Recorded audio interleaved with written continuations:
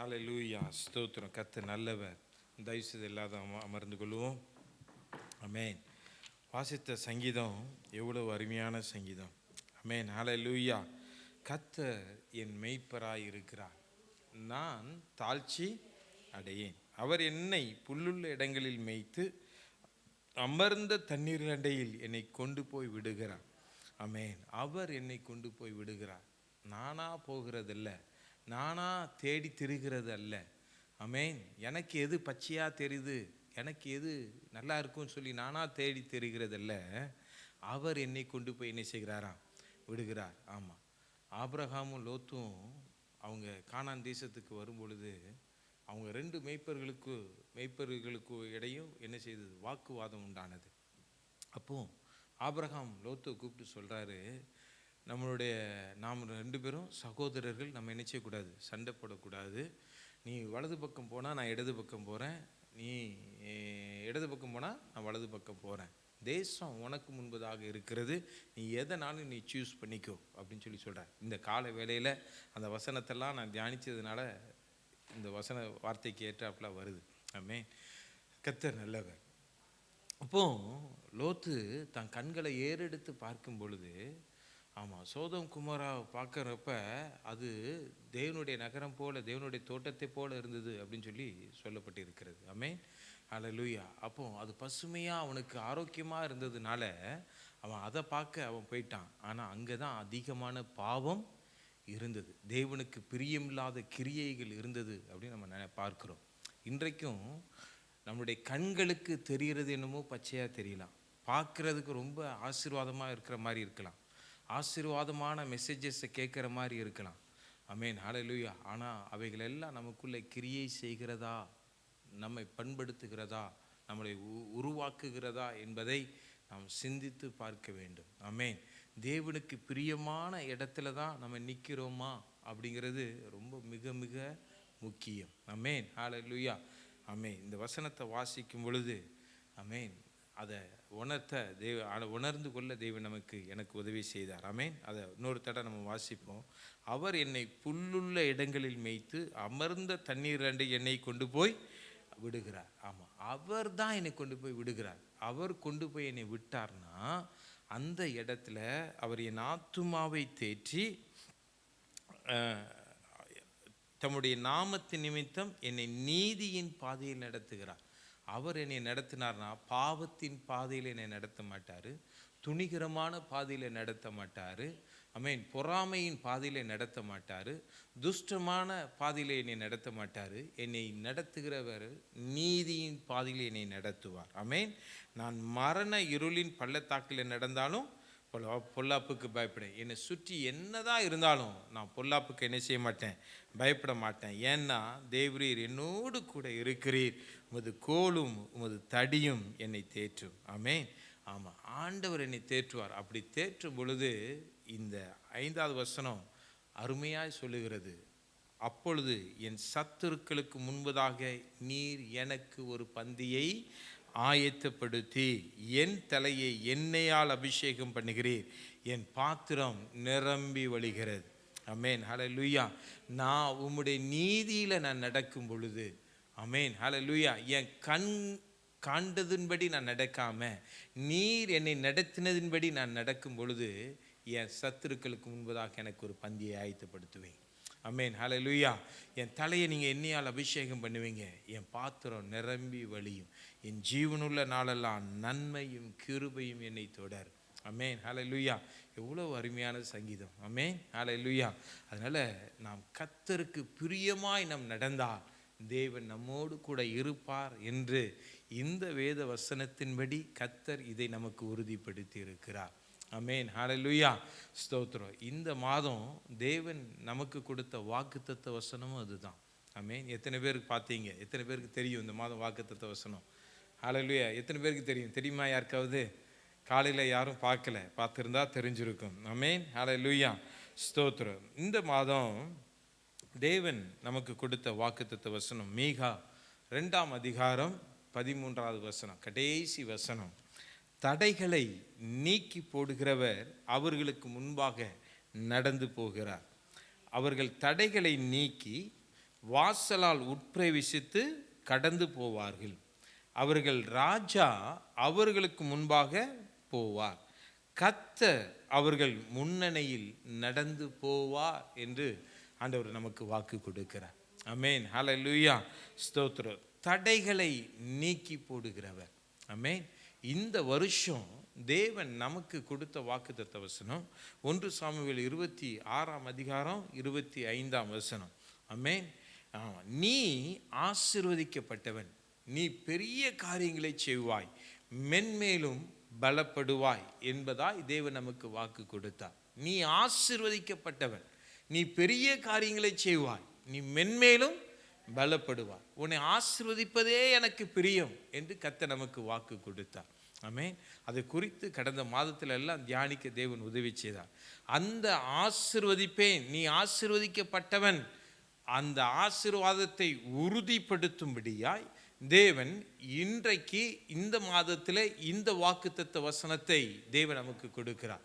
மீகா 2:13 ஆமென். நீ ஆசீர்வதிக்கப்பட்டவன், நீ ஆசீர்வதிக்க கூடாதபடிக்கு அநேக தடைகள் உனக்கு முன்பதாக இருக்கிறது. அது சத்துருக்களினால் இருக்கிற தடைகளாக இருக்கலாம், மனிதர்களினால் உண்டான தடையாக இருக்கலாம், இல்லாவிட்டால் நம்முடைய கிரியைகளினாலே தடையாக இருக்கலாம். ஆசீர்வாதத்தை பெற்றுக்கொள்ளாதபடிக்கு நாமே அதற்கு என்னவா இருக்கலாம், தடையா இருக்கலாம். அந்த எப்படிப்பட்ட தடையா இருந்தாலும் தடைகளை நீக்கி போடுகிறவர் அவருக்கு முன்னே நடந்து போவார். ஆமென், ஹல்லேலூயா. யாருக்கு முன்னே நடந்து போவார்னா, கர்த்தர் ஆசீர்வதிக்கிற ஜனங்களுக்கு முன்பதாக அவர் நடந்து போவார். ஆமென், ஹல்லேலூயா. தேவன் நமக்கு வாக்கு கொடுத்திருக்கிறார், நான் உன்னை ஆசீர்வதிப்பேன் என்பதால்.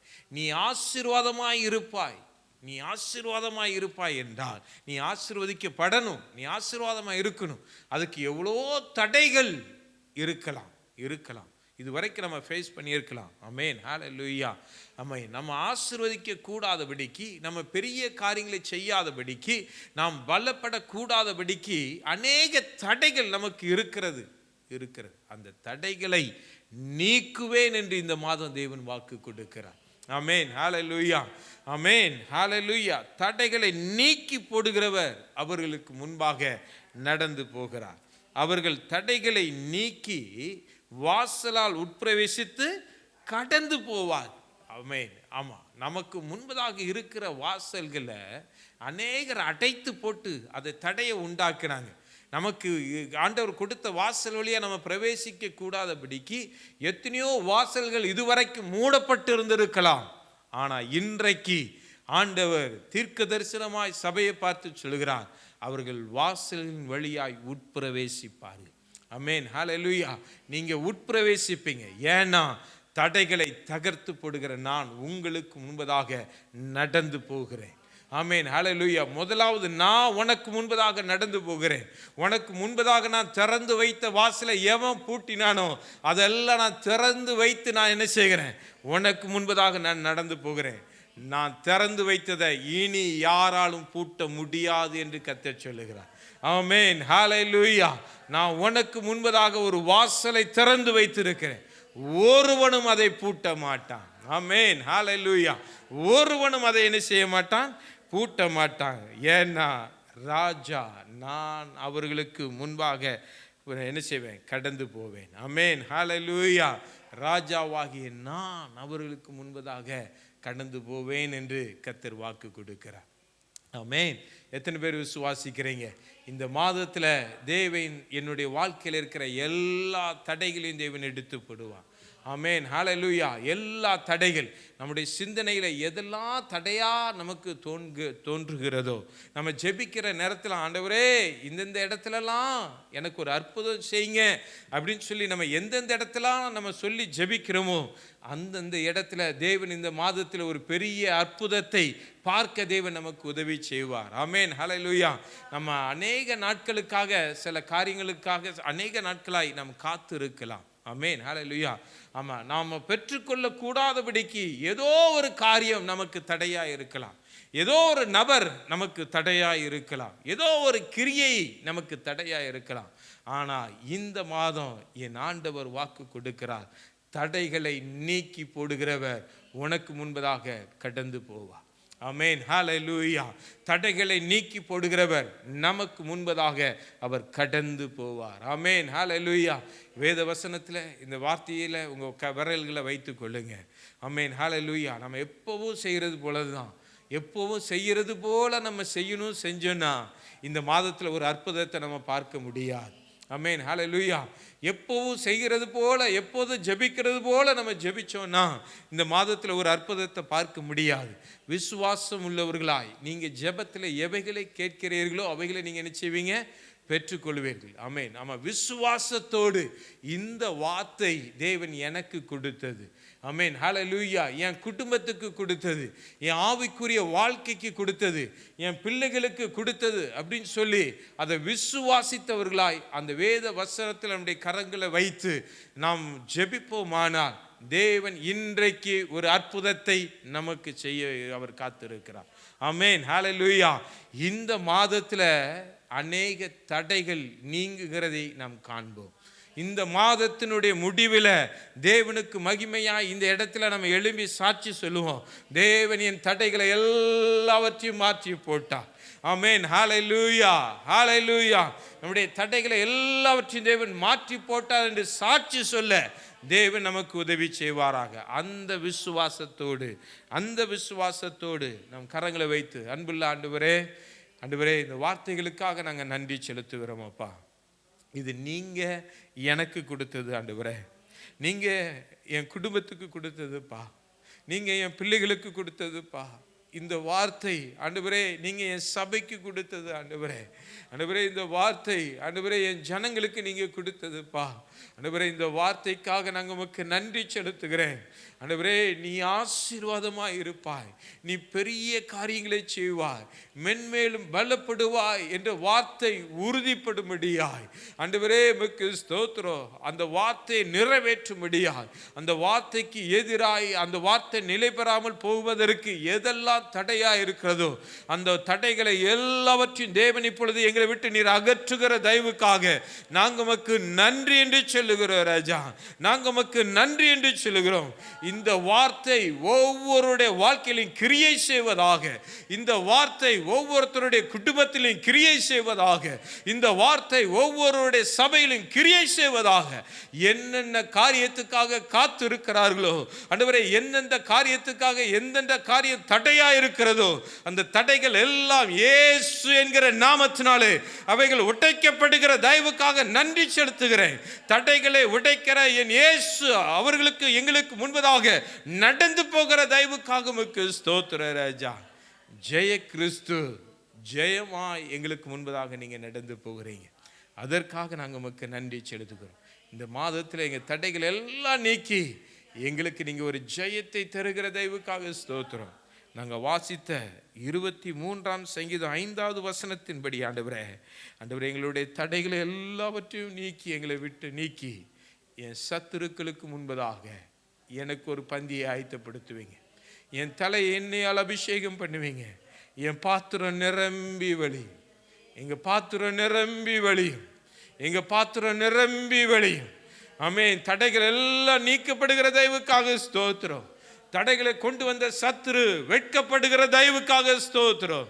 தடைகளை கொண்டு வருகிற சத்துரு வெட்கப்படுகிறதற்காக ஸ்தோத்திரம். ஆண்டவரே, யார் யார் ப்ரமோஷனுக்காக வெயிட் பண்ணிட்டு இருக்கிறாங்களோ அந்த தடைகள் இப்பொழுது விலகுகிறதற்காக அடிமை நன்றி செலுத்துகிறேன். ஆண்டவரே, யார் யார் ஆசீர்வாதத்துக்காக, சுகத்துக்காக, தேவைக்காக, திருமணத்துக்காக, ஆண்டவரே படிப்புக்காக, ஆண்டவரே அவருடைய தனிப்பட்ட தேவைகளுக்காக ஆண்டவரே காத்திருக்கிற ஒவ்வொருத்தருடைய தேவைகளை நீ சந்திக்கிற தயவுக்காக உமக்கு ஸ்தோத்திரம். உடைய நாம மகிமைப்படுவதாக. என்னோடு இணைந்து விசுவாசிக்கிற ஒவ்வொருடைய வாழ்க்கையிலும் நீர் அற்புதம் செய்கிறதற்காக ஸ்தோத்திரம். இயேசுவின் நாமத்தில் ஜெபிக்கிறேன் ஜீவனுள்ள நல்ல பிதாவே, ஆமென், ஆமென்.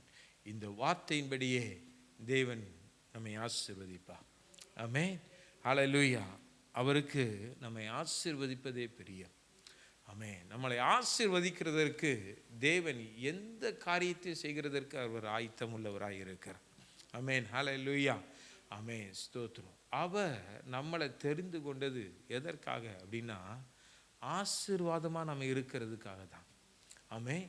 நம்மளை அவர் தெரிந்தெடுத்தது எதற்காகனா, கண்ணீர் வடிக்கிறதற்காக அல்ல, உபத்திரவப்படுகிறதற்காக அல்ல, ஆமென், சிறைப்பட்டு நாம் அடைந்து கிடக்கிறதற்காக அல்ல, ஆமாம், இருளில் இருக்கிறதற்காக அல்ல.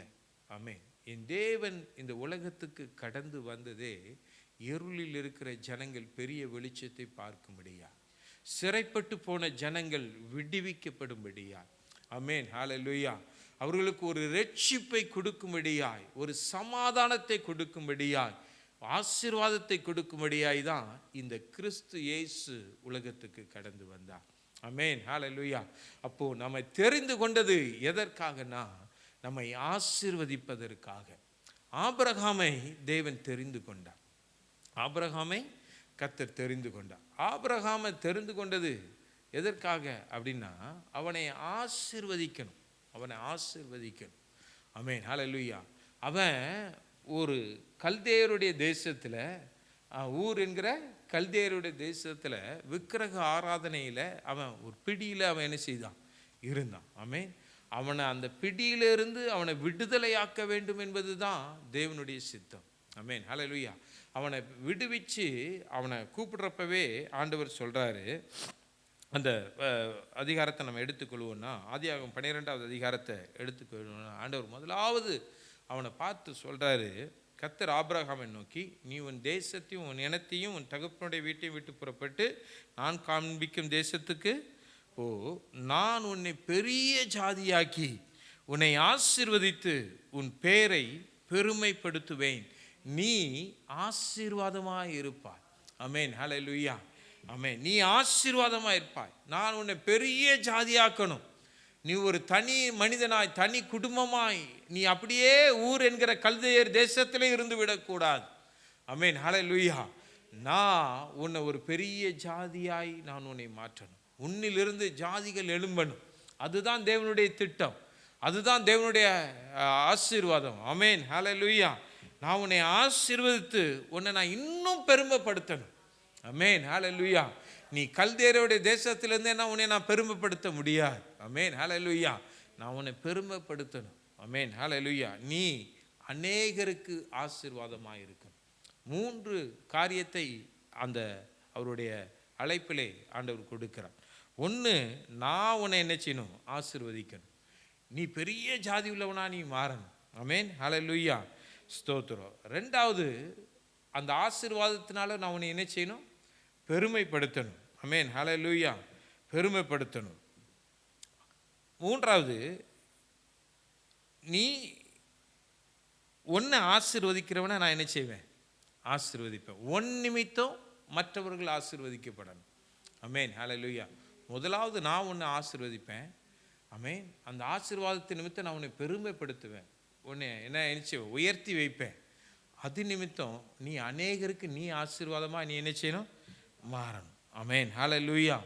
அதுதான் தேவனுடைய சித்தம்.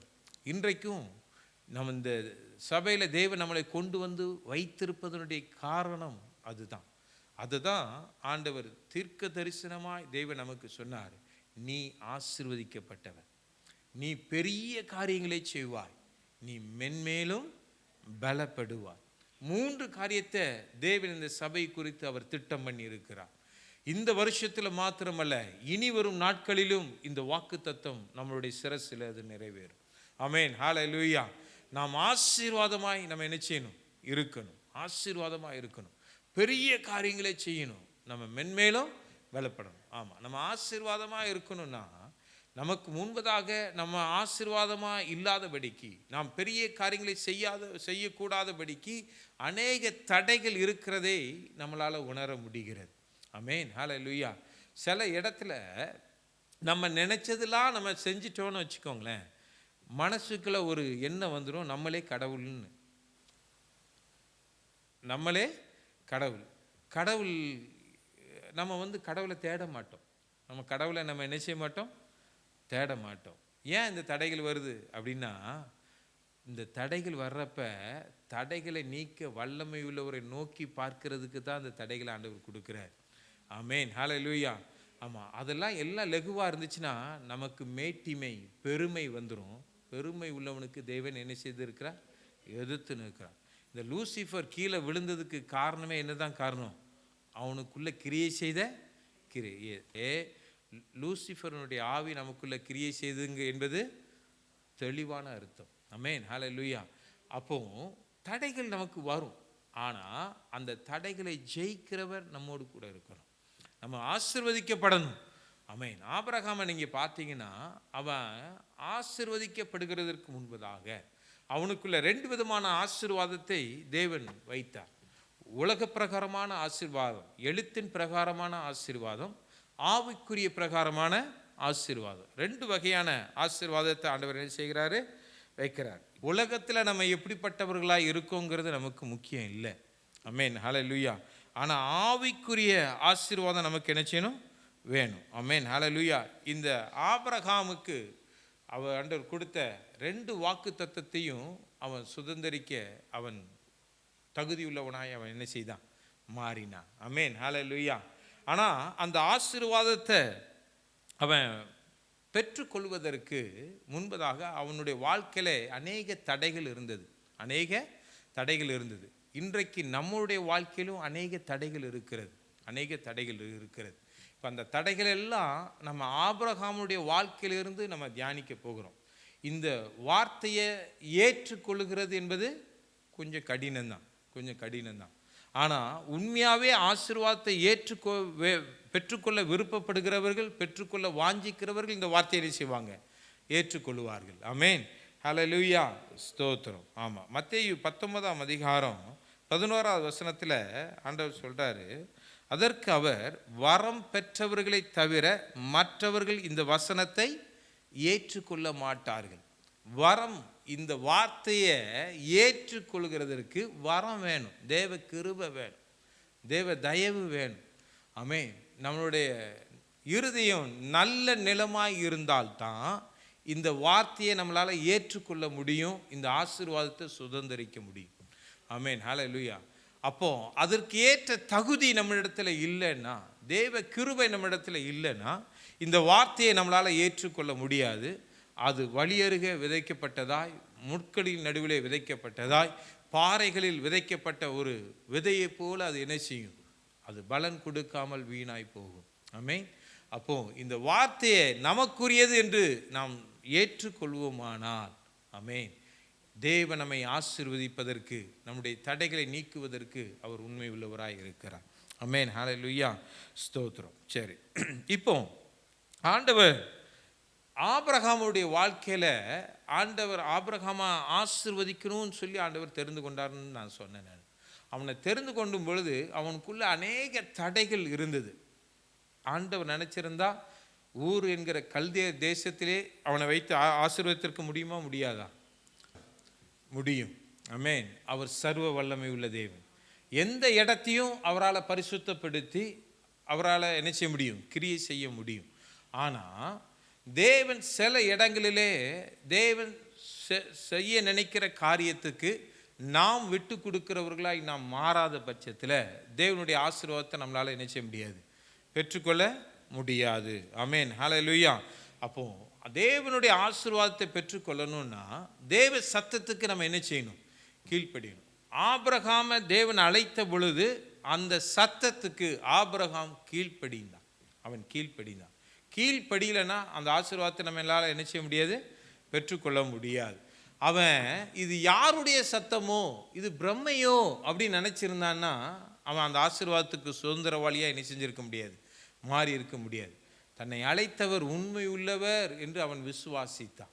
ஆமென். அவர் சர்வ வல்லமை உள்ள தேவன் என்று அவன் விசுவாசித்தான். அவர் சொன்னதை நிறைவேற்றுகிறவர் என்று அவன் விசுவாசித்தான். ஆமென், ஹல்லேலூயா. அப்போ அதே போல விசுவாசம் நமக்கு காணப்பட்டால் தான் இந்த ஆசீர்வாதத்தை என்ன செய்ய முடியும்? பெற்றுக்கொள்ள முடியும். ஓகே, நான் பாயிண்ட்டுக்கு நேரம் வரேன். இப்போ ஆண்டவர் 12வது அதிகாரத்தில் நம்ம வாசித்ததின்படி ஆண்டவர் ஆபிரகாமை பார்த்து சொல்றாரு, நீ உன் தேசத்தையும் உன் இனத்தையும் உன் தகப்பனுடைய வீட்டையும் விட்டு புறப்பட்டு நான் உனக்கு காண்பிக்கும் தேசத்துக்கு போ அப்படின்னு சொல்றார். முதலாவது ஆண்டவர் அவரை பார்த்து சொல்றாரு, முதலாவது நீ உன் தேசத்தை விட்டு நீ என்ன செய்? வெளியில வா அப்படின்னு சொல்லிட்டு அவன் இருந்த தேசம், ஆண்டவர் பேசும்பொழுது அவன் இருந்த தேசம் என்ன தேசம்னா ஊர் என்கிற கல்தேயர் தேசம் என்று வேதம் சொல்லுகிறது. ஆமென், ஹல்லேலூயா.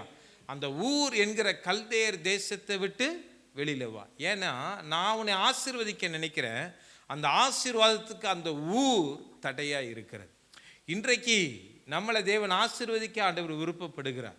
ஆமென். நம்ம நினைக்கிறோம் நாம் நிற்கிற இந்த ஆஸ்திரேலியா தேசம் ரொம்ப செழிப்பான தேசம், ஆசீர்வதிக்கப்பட்ட தேசம், இங்கே ஆண்டவர் என்னை ஆசீர்வதிக்கிறது ரொம்ப எளிது அப்படின்னு நம்ம நினைக்கிறோம். ஆனால் ஒன்று தெரியுமா?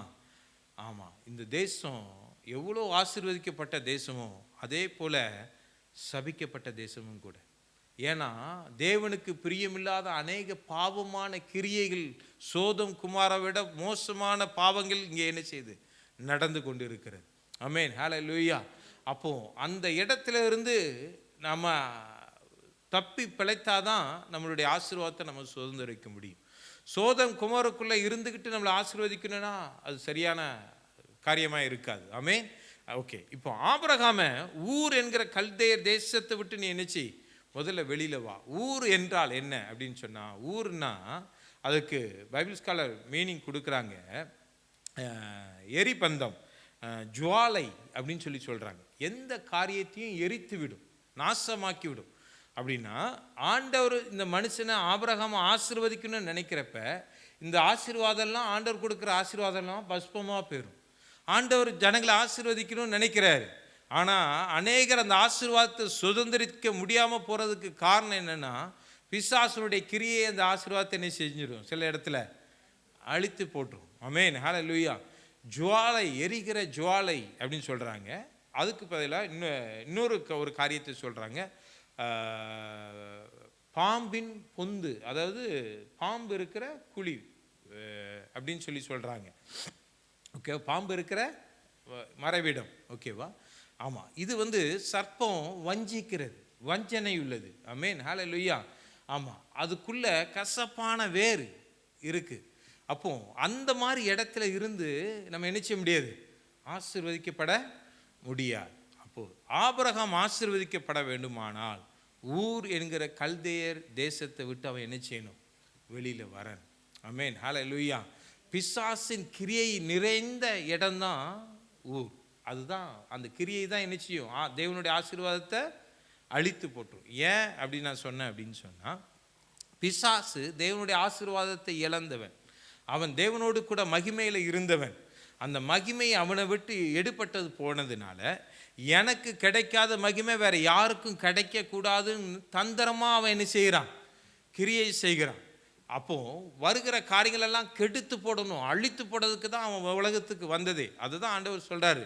ஆமா, உலகத்தில் இருக்கிறவன் இதுக்கு வந்தான், திருடவும் கொல்லவும் அழிக்கவுமே அன்றி வேற ஒன்றுக்கும் அவன் வரான் அப்படின்னு சொல்லி. அப்போ அவன் ஜுவாலை போல எரிஞ்சு அப்படி கதை கதைன்னு இருக்கான். அவனுக்கு பயங்கர ஒரு ஆங்காரம், எனக்கு இல்லையே இந்த ஆசீர்வாதம், எனக்கு இல்லையே இந்த மகிமை, எனக்கு இல்லாத ஆசீர்வாதம் இவனுக்கு எதுக்கு, இவனுக்கு இருக்கக்கூடாது, எனக்கு இல்லாத கிருபை இவனுக்கு எதுக்கு இருக்கணும், இருக்கக்கூடாது, அதை எப்படியாவது அழிச்சிடணும்னு சொல்லி கங்கணம் கட்டி இருக்கிறான். அதுதான் பாம்பின் பொந்து. அதாவது வஞ்சகமாக கங்கணம் கட்டி என்ன செய்து காத்து இருக்கிறது. ஆமென், ஹல்லேலூயா. அப்போ அப்படிப்பட்ட ஊர் என்கிற தேசத்திலிருந்து என்ன செய்ய முடியாது, ஒரு மனிதனை ஆசீர்வதிக்க முடியாது என்பதுக்காகத்தான் கர்த்தர் ஆபிரகாமை அந்த இடத்திலிருந்து வெளியே வர சொல்றார். ஆமென், ஹல்லேலூயா. அப்போ நாமளும் கர்த்தருக்கு பிரியமில்லாத பிசாசின் கிரியைகள் நிறைந்த இடத்துல நம்ம இருக்கக்கூடாது. பிசாசு ஆளுகை செய்கிற இடத்துல இருக்கக்கூடாது. பிசாசு பொந்துனா அதனுடைய ராஜ்யம். ஆமென், ஹல்லேலூயா. அந்த இடத்துல அது வீரியம் கொண்டு என்ன செய்து இருக்குது, அதனுடைய இதில் கட்டுப்பாட்டில் அது அந்த இடம் இருக்குது. அப்படிப்பட்ட இடத்துல நம்ம இருந்தோம்னா கர்த்தரால் ஆசீர்வதிக்கப்பட முடியாது. ஆமென், ஹல்லேலூயா. ரெண்டாவது ஆண்டவர் சொல்றாரு, நீ உன் இனத்தை விட்டு வெளியில வா. ஆமென், ஹல்லேலூயா.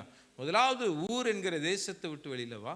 ரெண்டாவது நீ இதை விட்டு வெளியில வா, இனத்தை விட்டு, உன்னுடைய இனத்தை விட்டு வெளில வா. ஆபிரகாம் எந்த இனத்தை சேர்ந்தவனா, எபிரேயர் இனத்தை சேர்ந்தவன். ஆமென், ஹல்லேலூயா. ஆமாம், என்னன்னு சொன்னாலே நம்ம எல்லாத்துக்குமே நான் புரியும். அதை நான் ரொம்ப மேற்கொண்டு பேச வேண்டிய அவசியம் இல்லை. ஆமென், ஹல்லேலூயா. ஆமாம், இன்னைக்கு நமக்கும் தடையாய் எது அநேகருக்கு இருக்கு அப்படின்னா, நான் இன்னார் என்கிற பெருமை தான். ஆமென், ஹல்லேலூயா. நான் இந்த இனத்தை சார்ந்தவன். ஆமென். இன்னைக்கு அநேக கிறிஸ்தவ சபைகளுக்குள்ளே, கிறிஸ்தவ ஊழியர்களுக்குள்ளே நான் இந்த காரியத்தை சேர்ந்தவன் என்பதிலே அவர்கள் பெருமையாக இருக்கிறார்கள். ஆமென், ஹல்லேலூயா. தேவன் அதை அருவருக்கிறார். ஆபிரகாமிட்ட ரொம்ப தெளிவாக சொன்னார், நான் உன்னை அழைக்கிறேன், நீ அதை விட்டு நீ என்ன செய்ய, வெளியே வா. ஆமாம், ஜாதி இந்த சபைக்குள்ளே நம்மளுடைய கிறிஸ்தவ வாழ்க்கையில் ஜாதி என்ன செய்யக்கூடாது, பார்க்கக்கூடாது. ஆமென், ஹல்லேலூயா. தேவனுக்கு மகிமையாக சொல்கிறேன், இத்தனை வருஷம் எங்களுடைய ஆவிக்குரிய வாழ்க்கையில் ஒருத்தர்கிட்டையும் நாங்கள் என்ன ஜாதின்னு யார்ட்டையும் நாங்கள் கேட்டது கிடையாது. ஆமென், ஹல்லேலூயா. இயேசுவின் இரத்தத்தினால் கழுவப்பட்டாங்கன்னா அவர்கள் தேவனுடைய சந்ததியார், தேவனால் பிறந்தவர்கள், தேவனுடைய பிள்ளைகள் என்பது மாத்திரம்தான். ஆமென், ஹல்லேலூயா. நம்ம சொல்கிறது ஒன்று, செய்கிறது ஒன்றா என்ன செய்யக்கூடாது, இருக்கக்கூடாது. இதை நான் நிறைய பார்த்துருக்கிறேன், அனுபவப்பட்டிருக்கிறேன். அதனால சொல்கிறேன், என் காதுனாலே நான் கேட்டிருக்கேன். நம்ம ஆட்கள் அப்படின்னு சொல்கிறத நான் காதுனாலே என்ன செஞ்சுருக்கிறேன், நான் கேட்டு இருக்கிறேன். ஆமென், ஹல்லேலூயா. அப்படிப்பட்டவர்களுக்கு தேவன் என்ன செய்கிறார், எதிர்த்து நிற்கிறார். ஆமென், ஹல்லேலூயா. அவங்க என்ன செஞ்சாலும் அதில் ஒரு ஆசீர்வாதத்தை என்ன செய்ய முடியாது, பார்க்க முடியாது. ஆமென். ஆமாம், பவுலும் பர்னபாவும் ஊழியம் செய்து கொண்டிருந்தார்கள். ஆமென். அந்த நேரத்தில் மார்க் அவங்களோடு கூட இணைந்து கொள்ளுகிறார். இணைந்து கொள்ளும் பொழுது இடையில ஒரு பிரச்சனை வந்தோடனே மார்க் என்ன செஞ்சாருன்னா விட்டுட்டு ஓடிடுறார். பவுலும் பர்னபாவும் தான் நிற்கிறாங்க. அந்த ப்ராப்ளம் எல்லாம் சரியானதுக்கப்புறம் திரும்ப ஊழியம் செய்ய ஆரம்பிக்கிறாங்க. திரும்ப மார்க் என்ன செய்கிறார், இணைந்து கொள்ள ஆரம்பிக்கிறார். அப்போ பவுல் சொல்கிறாரு, நான் இனிமேல் இவனை என்ன செய்ய மாட்டேன், என் ஊழியத்தில் என்னோடு கூட நான் கூட்டிகிட்டு போக மாட்டேன், சேர்த்துக்கொள்ள மாட்டேன். ஏன்னா ஒரு பிரச்சனைன்னு வர்றப்ப என் கூட என்ன செய்யலை, நம்மளோடு கூட நிற்கலை. அதனால் இவர்கிட்ட மாய்மாலம் இருக்குது, இவர் சரியான பாத்திரவானா இல்லை. அதனால் நான் இவரை இனிமேல் என்ன செய்ய மாட்டேன், கூட்டிகிட்டு போக மாட்டேன் அப்படின்னு சொல்கிறார். அப்போ பர்னபா சொல்கிறாரு, அவர் வந்தால் தான் நான் வருவேன், இல்லைன்னா நான் வரமாட்டேன் அப்படின்னு. இப்படி நிறைய பேர் சொல்லுவாங்க. அவர் வந்தால் தான் நாங்கள் இருப்போம், இல்லைன்னா நாங்கள் என்ன செய்ய மாட்டோம், இருக்க மாட்டோம். கடைசியில் ஏன் இந்த பர்னபா இந்த வார்த்தையை சொன்னாருன்னு சொன்னால், வேதாகமத்தில் ஒரு இடத்துல சொல்லப்பட்டிருக்கு, அவன் தன்னுடைய இனத்தான் என்று அவன் அறிந்து அந்த காரியத்தை சொன்னான். ஓ சரியா? அதனால் பவுல் சொல்லிட்டாரு, அப்போ நீங்கள் 2 பேருமே எனக்கு வேண்டான்னு சொல்லிட்டு என்ன செஞ்சிட்டாரு, தனியாக போய் ஊழியம் செய்ய ஆரம்பிச்சிட்டார். அப்போ இனத்துக்காக நின்னோன்னா நம்ம என்ன செய்ய முடியாது, தேவனுடைய ஆசீர்வாதத்தை அவங்க 2 பேரும் பவுலை போல ஷைன் பண்ணாங்களான்னு கேட்டால் அது கொஸ்டின் மார்க் தான். ஏன்னா நாம் யாரை முன்னாடி நமக்கு முன்பதாக வைக்கிறோம் என்பது முக்கியமான ஒரு காரியம். ஆமென், ஹல்லேலூயா, ஸ்தோத்திரம். நம்ம சொல்கிறது, நம்ம இருதயம் ஒன்றா இருக்கும், வாயில் வர்ற வார்த்தை ஒன்றா இருக்கும். நான் தேவனுக்காக ஊழியம் செய்கிறோம்னு சொல்லுவோம், ஆனால் இருதயம் எங்கே இருக்கும், வேற எங்கேயே இருக்கும். லோத்தின் மனைவியும் அப்படி தான். ஆமாம், சோவாருக்கு தப்பிச்சு ஓடிப்போ அப்படின்னு, இவளுக்கு தப்பிக்கணும்னு ஆசை. சோவாருக்கு போனால் தான் பிழைக்க முடியும், அது தெரியும். சரீரம் எங்கே ஓடிட்டு இருக்குது, சோவாரை நோக்கி ஓடுது. ஆனால் இருதயம் எங்கே இருக்குது, சோதம் குமாராவை பார்க்க இருக்கு. ஆமாம், அந்த சிலையை நம்ம பார்த்தோன்னா பண்டிதர்கள் சொல்கிறாங்க, சரீரம் சோராவை பார்க்க இருக்குது, முகம் மட்டும் எங்கே திரும்பி இருக்கு, சோதம் குமாரா. அந்த முகம் மட்டும் திரும்பினதுக்கே அவளால் என்ன செய்ய முடியல, அவளோட ஆசீர்வாதத்தை சுதந்திரிக்க முடியல. அவள் உப்பு தூணாய் மாறிவிட்டாள். தேவனுக்கு முழுமையுமாக நம்ம அர்ப்பணித்தா தான் தேவன் நம்மை ஆசீர்வதிக்க முடியும். ஆமாம், நான் கர்த்தருக்கு ஊழியம் செய்வேன், நான் இது செய்வேன், நான் அது செய்வேன், ஆனால் கொஞ்சம் என் தேசம், என் இனம் ஒட்டிகிட்ருக்கும், என் சுவாபம், என்னுடைய பாரம்பரியம் ஒட்டிகிட்ருக்கும் அப்படின்னு சொன்னால் தேவன் அதை அருவருக்கிறார். தேவனால் ஆசீர்வதிக்க முடியாது. ஆமென், ஹல்லேலூயா. அப்போ முற்றிலுமாய் நம்ம அதை வெறுக்கும் பொழுது கர்த்தர் நம்மை ஆசீர்வதிக்கிறதற்கு அவர் உண்மை உள்ளவராய் அவர் இருக்கிறார். ஆமென். ஆமாம், அடுத்ததாக ஆண்டவர் ஆபிரகாமை பார்த்து சொல்கிறாரு, உன்னை ஆசீர்வதிக்க கூடாமல் தடையாக இருக்கிறது என்னென்னா உன்னுடைய தகப்பனுடைய வீடு. நீ தகப்பனுடைய வீட்டை விட்டு நீ என்ன செய், வெளியே வா. தகப்பனுடைய வீட்டை விட்டு நீ என்ன செய்ய, வெளியே வா. தகப்பனுடைய வீட்டை விட்டு வெளியில் வரணும். இன்னைக்கு அநேகருக்கு அது வர்றதுக்கு என்ன இல்லை, விருப்பம் இல்லை. ஆண்டவர் ஆபிரகாமிட்ட ஏன் சொன்னார்னா, தேராகு தான் அவனுடைய தகப்பன். தேராகு அப்படின்னு சொன்னால் ஆமாம், அலைந்து திரிகிறவன் என்று அர்த்தம். என்ன அர்த்தமா? தேராகுன்னா அலைந்து திரிகிறவன், நிலையற்றவன். ஆமாம், அந்த பொழைப்புக்காக இங்கங்கே அங்கங்கே போயிட்டே இருப்பான், அலைந்து திரிகிறவனா இருப்பான். அதுதான் நம்ம அதுக்கு முந்தின அதிகாரத்தில் நம்மளால் பார்க்க முடியும். ஆமென். அலைந்து திரிகிறவன், எங்கெங்கே வியாபாரம் நடக்கும், எங்கெங்கே அவனுக்கு ஏற்றாற் போல இருக்கோ அங்கெல்லாம் என்ன செய்வான்? போயிடுவான். இன்றைக்கி நிறைய சபைகளில் நிறைய விசுவாசிகளும் அப்படி தான் இருக்கிறாங்க. ஒரு இடத்துல ஒரு சபையில் இருக்கிறதற்கு அவர்களுக்கு விருப்பம் இல்லை. ஆமென். ஒரு சத்தியத்தை கேட்டு அந்த சத்தியத்துக்கு கீழ்ப்படிந்திருக்க அநேகருக்கு என்ன இல்லை? விருப்பம் இல்லை. ஆமாம், தங்களுடைய மனதுக்கு ஏற்ற போதகர்களை தெரிந்து கொள்கிறது. எங்கெங்கே தனக்கு விருப்பமான காரியங்களை பேசுகிறார்களோ அவங்கள என்ன செய்கிறது? மெச்சி கொள்கிறது. இன்னைக்கு அவர் நல்லா பேசினார்னா அவரை போல் ஆள் இல்லை, அவருக்கு அவரை விட இன்னொருத்தர் நல்லா இன்னும் பேசினார்னா இவரை போல் ஆள் இல்லை. இது வரைக்கும் அவர் நல்லவராக இருந்தார், இப்போ இவர் நல்லவராக இருக்கிறார். இது அலைந்து திரிகிற ஒரு வாழ்க்கை. ஆபிரகாம தேவன் ஆசீர்வதிக்க தடையாக இருந்தது அலைந்து திரிகிற வாழ்க்கை. ஆமாம், தேவன் நம்மளை தெரிந்து கொண்டதனுடைய நோக்கமே ஒரு இடத்துல இருந்து நம்ம என்ன செய்யணும்? ஆண்டவரை ஆராதித்து அந்த இடத்துல நீ செழித்து வளரணும் அப்படிங்கிறதுக்காக தான் ஆண்டவர் இஸ்ரவேல் ஜனங்களுக்கு கட்டளையாய் இந்த வார்த்தையை கொடுத்தார். உபாகமம் 12வது அதிகாரத்தை வாசிக்கும் பொழுது 10வது வசனத்திலிருந்து, நீங்கள் யோர்தானை கடந்து போய் உங்கள் தேவனாகிய கர்த்தர் உங்களுக்கு சுதந்திரிக்கும் கொடுக்கும் தேசத்தில் குடியேறும் போதும் சுற்றிலும் இருக்கிற உங்கள் சத்துருக்களை எல்லாம் அவர் விலக்கி உங்களை இளைப்பாற பண்ணுகிறதினால் நீங்கள் சுகமாய் வசித்திருக்கும் போதும் உங்கள் தேவனாகிய கர்த்தர் தமது நாமம் விளங்கும்படி தெரிந்து கொள்ளும் ஓர் இடம் உண்டாயிருக்கும். ஆமாம், அங்கே நீங்கள் நான் உங்களுக்கு கட்டளையிட்ட யாவையும் உங்கள் சர்வாங்க தகனங்களையும் உங்கள் பலிகளையும் உங்கள் தசம பாகங்களையும் உங்கள் கை ஏறெடுத்து படைக்கும் படைப்புகளையும் நீங்கள் கர்த்தருக்கு நேர்ந்து கொள்ளும் விசேஷித்த எல்லா பொருத்தனைகளையும் கொண்டு வந்து உங்கள் தேவனாகிய கர்த்தருடைய சந்நிதியில் நீங்களும் உங்கள் குமாரரும் உங்கள் குமாரத்திகளும் உங்கள் வேலைக்காரரும் உங்கள் வேலைக்காரிகளும் உங்களோடு பங்கும் சுதந்திரம் இல்லாமல் உங்கள் வாசல்களில் இருக்கிற லேவியனும் சந்தோஷப்படுவீர்களாக. ஆமாம், 13ஆம் வசனத்தை பார்த்தீங்கன்னா, கண்ட இடமெல்லாம் நீ உன் சர்வாங்க தகன பலிகளை இடாதபடிக்கு எச்சரிக்கையாயிரு. ஆமாம், ஆண்டவர் இஸ்ரவேல் ஜனங்களுக்கு ரொம்ப தெளிவாக சொன்னார், நான் உன்னை கொண்டு போகிற தேசத்தில் உனக்கு நீ ஆராதிக்கிறது என்பதற்காக ஒரு இடத்தை நான் ஏற்படுத்தி வைத்திருக்கிறேன். அந்த இடத்துல நீ என்ன செய்யணும்? நீ உண்மையாக அந்த இடத்துல நீ ஆண்டவரை ஆராதிக்கணும். அந்த இடத்துல நீ உண்மையாக உன்னுடைய பொருத்தனைகளை செலுத்தணும், உண்மையாக உன்னுடைய காணிக்கைகளை செலுத்தணும், உண்மையாக உன்னுடைய தசம பாகத்தை செலுத்தணும். உண்மையாக நீ அந்த இடத்துல நீ ஆராதிச்சின்னா நான் உன்னை என்ன செய்வேன்? ஆசீர்வதிப்பேன். ஆமென். 13ஆம் வசனம் ரொம்ப தெளிவாக சொல்லுகிறது, கண்ட இடங்களெல்லாம் நீ போய் உன் சர்வாங்க தகன பலியை நீ என்ன செய்யாத?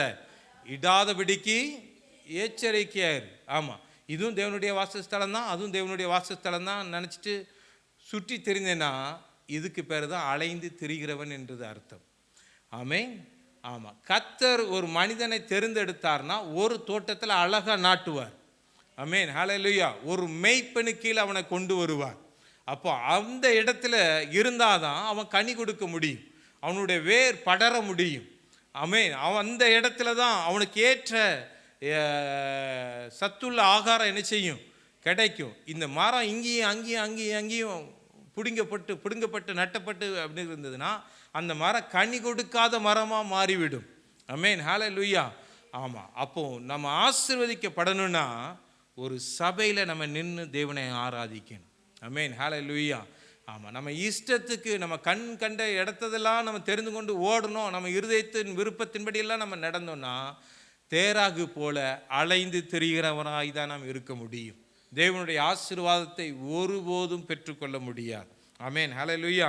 அந்த அதிகாரத்தை வீட்டில் போய் வாசித்து பாருங்கள், அதனுடைய நோக்கம் என்னங்கிறது புரியும். நீங்கள் போய் அதில் பைபிள் டீச்சர் அந்த ஆப்பில் நீங்கள் போய் பார்த்தீங்கன்னா இதில் அநேக விளக்கங்கள் கொடுக்கப்பட்டு இருக்கிறது. அது அநேகமாக உங்களுக்கு பிரயோஜனமாக இருக்கும் என்று நான் என்ன செய்கிறேன்? நான் நம்புகிறேன். நான் அந்த வசனத்தை அதிலிருந்து தியானித்ததுனால தான் இந்த வார்த்தையை நான் அதனோடு ஒப்பிட்டு பேசுகிறேன். ஆமென், ஹல்லேலூயா. கர்த்தர் ஒரு மனுஷனுக்கு ஒவ்வொருத்தருக்கும் ஒவ்வொரு சபையை கொடுத்துருக்கிறார். என்ன இந்த ஆஸ்திரேலியா தேசத்துக்கு கொண்டு வந்தாருன்னா, என்னுடைய சபை எதுவாக தான் இருக்கணும்? ஆஸ்திரேலியாவில் தான் இருக்கணும். அது எங்கேயாவது தான் இருக்கணும்? எனக்கு பக்கத்தில் தான் இருக்கணும். ஆமே, தெளிவாக பைபிள் தெளிவாக சொல்லுதுங்க. அந்த அதிகாரம்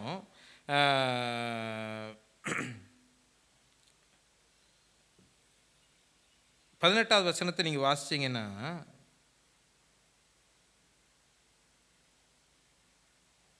உன் தேவனாகிய கர்த்தர் தெரிந்து கொள்ளும் ஸ்தானத்தில் நீயும் உன் குமாரனும் உன் குமாரத்திலும் உன் வேலைக்காரனும் உன் வேலைக்காரியும் உன் வாசலில் இருக்கிற லேவியனும் கையிட்டு செய்யும் எல்லா காரியங்களும். ஆமாம், அதுக்கு கீழே இருக்கு அந்த அந்த அதிகாரத்தை வீட்டில் போய் வாசிச்சு பாருங்க. உனக்கு பக்கத்தில் அது இல்லைன்னா நீ அதை என்ன செய்யாத, வாசஸ்தலம் இல்லைன்னா நீ இது பண்ணாத அப்படின்னு சொல்லிட்டு. அப்போ தான் அந்த பைபிள் ரெஃபரன்ஸில் நான் படித்தது அதுதான். என்ன அப்படின்னு சொன்னால், என்னைய இந்த தேசத்தில் ஆண்டவர் கொண்டு வந்தார்னா எனக்கேற்ற சபையை எங்கே தான் வைக்கணும்? ஆஸ்திரேலியாவில் தான் வைக்கணும். ஆமாம், நான் கடந்த வாரத்தில் நான் சொன்னேன், எனக்கு மேரேஜ் நடக்கிறப்ப என்னுடைய தலைமை போதகர் எனக்கு என்ன ஆலோசனை கொடுத்தாங்க அப்படின்னு சொல்லிட்டு. ஆமாம், எனக்கு ஞானஸ்நானம் கொடுத்த பாஸ்டர் என்ன சொன்னார்? நான் உனக்கு ஞானஸ்நானம் கொடுத்துருக்குறேன், நீ என் சத்தியத்தில் நீ கேட்டு வளர்ந்துருக்க, அதனால் நீ ஆஸ்திரேலியா தேசத்துக்கு போனதுக்கப்புறம் நீ எனக்கு என்ன செய்யணும்? தசம்பாகம் கொடுக்கணும், எனக்கு காணிக்கை கொடுக்கணும், நீ என்ன செய்யணும்? என் கூட டச்லேயே இருக்கணும் அப்படின்னு சொல்லி சொன்னார். ஆனால் எனக்கு திருமணத்தை நடத்தின தலைமை போதகர் என்ன சொன்னாங்கன்னா, நீ போகிற சபையில் நீ என்ன செய்யணும்? உண்மையாக இருக்கணும். ஆண்டவருடைய சமூகத்தில் உட்கார்ந்து ஜெபித்த பொழுது ஆண்டவர் ஞானமாக எங்களை நடத்தினார். ஆமென், ஹல்லேலூயா. நான் அவருக்கு கீழே தான் இருக்கணும்னா இனி ஆண்டவர் இந்தியாவிலே வச்சுருந்துருப்பார். இந்த தேசத்துக்கு கொண்டு வர வேண்டிய அவசியமே இல்லையே. ஏன் இனி இந்தியாவுக்கு கொண்டு வரணும்? இல்லைன்னா அவரை இங்கே இந்த தேசத்துக்கு கொண்டு வந்து வச்சுருந்துருக்கணும். ஆமென். இது ஒரு எளிமையான புரிதல், ஒரு எளிமையான புரிதல். கர்த்தர் யாரை கொண்டு ஆசீர்வதிக்க வேண்டும் என்பது அவருக்கு தெளிவாக தெரியும். அதனால தான் ஆண்டவர் சரியான இடத்துல சரியான ஆட்களை கொண்டு வந்து ஆண்டவர் என்ன செய்கிறாரு? நடத்துகிறார். அதற்கு நம்ம கீழ்ப்படியலை அப்படின்னு சொன்னால் தெய்வ ஆசீர்வாதத்தை என்ன செய்ய முடியாது? பெற்றுக்கொள்ள முடியாது. அலைந்து திரிகிறவர்களாய் தான் நம்ம இருக்க முடியும். ஓகே, அடுத்ததாக யாரை ஆண்டவர் ஆபிரகாமை விட்டு அவனுக்கு தடையாக இருந்த காரியங்களை பிரிக்க சொன்னார்னு சொன்னால், மெசேஜோடைய ஆரம்பத்திலே நான் சொன்னதுபடி லோத்துவை ஆண்டவர் சொல்கிறார். ஆமென், ஹல்லேலூயா. லோத்துவை ஆபிரகாமை விட்டு என்ன செய்கிறார்? பிரிக்கிறார். லோத்துனுடைய மந்தை மேய்ப்பருக்கும் ஆபிரகாமுடைய மந்தை மேய்ப்பருக்கும் வாக்குவாதம் உண்டாயிற்று. 13வது அதிகாரத்தில் நம்ம பார்க்குறோம். இந்த காரியத்தை அனுமதித்ததே யார் தான்? கர்த்தர் தான். ஆமாம். அப்போ எதுக்காகனா, ஆண்டவருக்கு விருப்பம் இவன் ஆசீர்வதிக்கப்படணும், இவன் பெருகணும், இவன் ஜாதிகளுக்கு தகப்பனாகணும் அப்படிங்கிறது ஆண்டோடைய விருப்பம். இவன் ஆட்டு மந்தை எல்லாம் பெருகணும்னு. ஆனால் இருக்கிற ஆட்டு மந்தையே பெருகக்கூடாதபடிக்கு வாக்குவாதம் என்ன செய்யுது? உண்டாகுது. ஆமென், ஹல்லேலூயா. வாக்குவாதம் என்ன செய்யுது? உண்டாகுது. அப்போது அந்த வாக்குவாதம் உண்டாகுதுன்னா அதை முதல்ல என்ன செய்யணும்? அவாய்ட் பண்ணணும். அப்போ தான் இவன் ஆசீர்வதிக்கப்பட முடியும். லோத்துவை பக்கத்தில் வச்சா இந்த மந்தைக்கே இவங்க சண்டை போட்டுட்டு இருந்தாங்கன்னா, கர்த்தர் இன்னும் இவனை பழுகி பெருக பண்ணும் பொழுது இன்னும் எவ்வளோ பெரிய காரியங்கள் இருக்கும். சரி, இது இந்த இந்த வசனத்தை மனசில் வச்சுக்கோங்க. 13வது அதிகாரத்தை வீட்டில் போய் பாருங்கள். இது அவன் கல்தேர் தேசத்தை விட்டு வந்த கொஞ்ச நாளில் இந்த காரியங்கள் நடக்கிறது. ஆமென், ஹல்லேலூயா. அப்போ இந்த மந்தைக்கே என்ன செய்கிறாங்க? சண்டை போட்டுக்கிறாங்க. ஓகே, அப்போ அந்த காரியத்திலேருந்து தேவன் அவனை விடுவிக்க வேண்டும். அப்போ தான் இவன் ஆசீர்வாதமாக இன்னும் அவன் பெருக்கம் அடைய முடியும். எந்தவித பொறாமை, எந்தவித வாக்குவாதம், எந்தவித புகைச்சல் இருக்காதுன்னு சொல்லி ஆண்டவர் என்ன செய்கிறாரு? நம்பினார். அப்போ அவனுக்கு தடையாக இருந்த லோத்துவை முதலாவது அவர் என்ன செய்கிறாரு? அடுத்ததாக அவர் என்ன செய்கிறாரு? அகற்றுகிறார். லோத்து அப்படின்னா வேதாகமத்தில் சொல்லப்பட்டிருக்கிறது முக்காடு அப்படின்னு அர்த்தமா. முக்காடு அப்படின்னா, ஆமாம், பெண்கள் முக்காடு போடலாம், அது மகிமை. ஆமென், ஹல்லேலூயா. அது அவர்களுக்கு லட்சணமாக இருக்கும்னு சொல்லி வேதாகமத்தில் வாசிக்கிறோம்.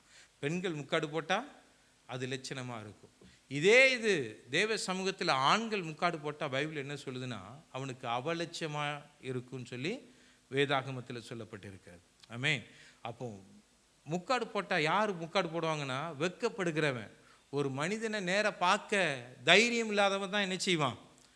முக்காடு போடுவான். தலையை தொங்க போடுவான். ஆமென், ஹல்லேலூயா.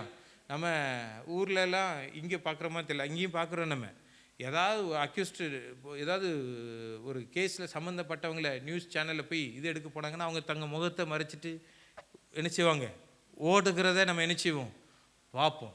ஆமென், ஹல்லேலூயா. நமக்குள்ளே அவமானங்கள் இருக்கக்கூடாது என்பதற்காக தேவன் விருப்பப்படுகிறார். நம்மளை ஆசீர்வதிக்கணும்னா நமக்குள்ளே இருக்கிற அவமானங்களை நம்மளை விட்டு அகற்றணும். நம்மள்கிட்ட இருக்கிற முக்காடை நம்மளை விட்டு அகற்றணும். தேவன் உன் பேரை பெருமைப்படுத்துவேன்னு சொல்லியிருக்காரே தவிர உன்னை அவமானப்படுத்துவேன் ஒரு இடத்துலையும் சொல்லலை. ஆமென், ஹல்லேலூயா. நான் உன்னை ஜாதிகளுக்கு தகப்பனாக மாற்றுவேன் தான் சொல்லியிருக்காரே தவிர நீ என்ன செய்வ, அழிந்து போவேன்னு சொல்லலை. ஆமென், நீ வெட்கப்பட்டு போவ, உனக்குள்ள வாக்குத்தத்தங்கள்லாம் நிறைவேறும் அப்படின்னு சொல்லியிருக்கிறார். அப்போ அதெல்லாம் நிறைவேறணும்னா இவன் முகம் பிரகாசிக்கணும். ஆமென், அவமானம் இவனுக்குள்ளே இருக்கக்கூடாது. அந்த அவமானம் என்கிற தடையை தேவன் எடுத்து போட்டார்.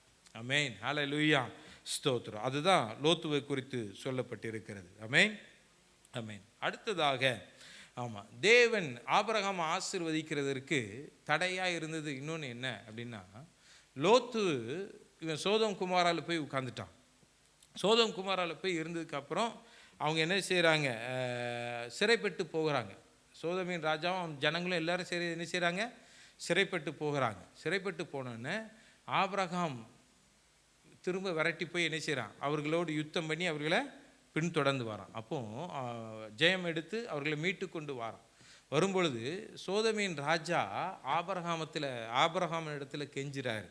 என்ன கெஞ்சுறாருன்னா 14வது அதிகாரம் 22வது வசனத்தில், அதற்கு ஆபிரகாம் சோதோமின் ராஜாவை பார்த்து, ஆபிராமே ஐஸ்வர்யவானாக்கினேன் என்று நீ சொல்லாதபடிக்கு நான் ஒரு சரட்டையாகிலும் பாதரட்சியின் வாரையாகிலும் உமக்கு உண்டானவில் யாதொன்றும் எடுத்துக்கொள்ளேன் என்ன. இல்லை, அதுக்கு முந்தின வசனத்தை வாசிச்சிங்கன்னா சோதோமின் ராஜா சொல்கிறாரு, நீங்கள் கொள்ளடிச்சதெல்லாம் எடுத்துக்கோங்க, அட்லீஸ்ட் என் ஜனங்களையாவது என்னிடத்துல கொடுங்க அப்படின்னு கேட்குறப்ப தான் இவர் சொல்கிறாரு, ஆபிரகாம் சொல்கிறாரு, நான் இது நிமித்தம், சோதோமின் ஐஸ்வர்யத்தின் நிமித்தம், சோதோமின் ராஜாவின் நிமித்தம் நான் ஐஸ்வர்யவானன் ஆனேன் என்று நான் சொல்லாதபடிக்கு நான் என்ன செய்யணும்,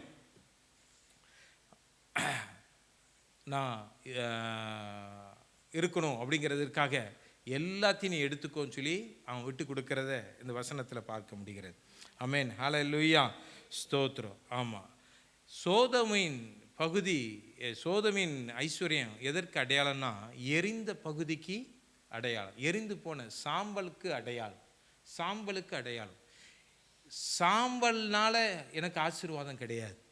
எரிந்து போன, கருகி போன, நாற்றம் எடுத்த, ஒன்றுக்கும் உதவாததுனால எனக்கு என்ன இல்லை, ஆசீர்வாதம் இல்லை. சோதோமின் ஆசீர்வாதம் உலகத்தினுடைய ஆசீர்வாதத்துக்கு ஒப்பிடப்பட்டு இருக்கிறது.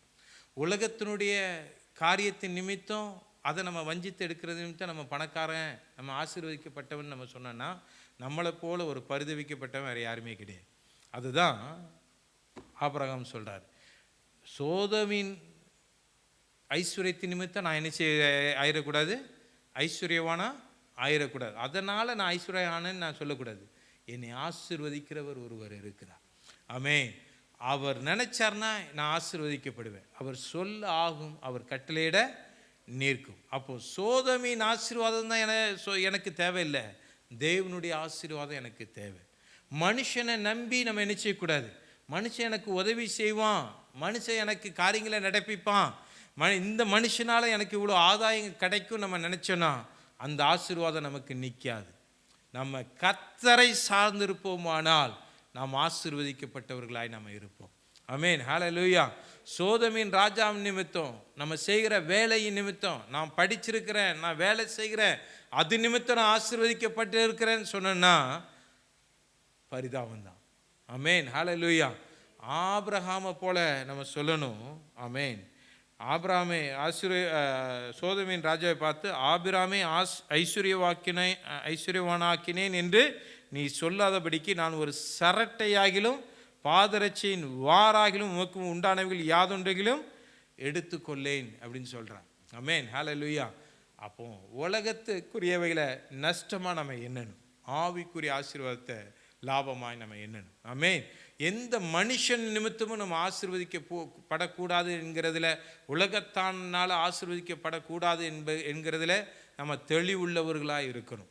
ஆவிக்குரியவர்களினால் நம்ம ஆசீர்வதிக்கப்படலாம், ஆனால் உலகத்தானினால நம்ம என்ன செய்யக்கூடாது, இவன் நிமித்தம் ஆசீர்வதிக்கப்பட்டன்னு என்ன செஞ்சிடக்கூடாது, நம்ம சொல்லப்பட்டுறக்கூடாது. ஆமென், ஹல்லேலூயா, ஸ்தோத்திரம். அதுதான் உபாகமம் 8ஆம் அதிகாரம் 17வது வசனம் 18வது வசனத்தில் ஆண்டவர் ஜனங்களுக்கு சொல்லும் பொழுது சொல்றாரு, என் சாமர்த்தியமும் என் கைபலனும் இந்த ஐஸ்வர்யத்தை எனக்கு சம்பாதித்தது என்று நீ உன் இருதயத்தில் சொல்லிக் கொள்ளாமலும் இருக்க எச்சரிக்கையாயிரு.